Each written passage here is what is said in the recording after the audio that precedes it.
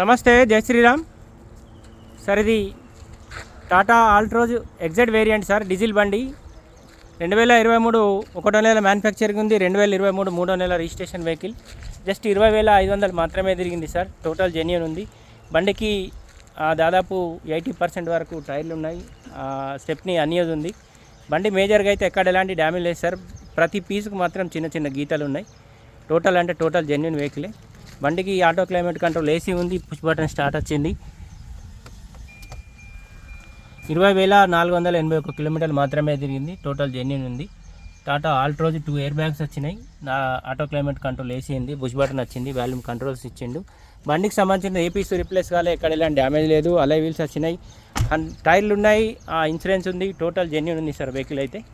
Diesel బండి sir. లీటర్కి దాదాపు 20 నుంచి 22 వరకు కూడా మైలేజ్ ఇస్తుంది.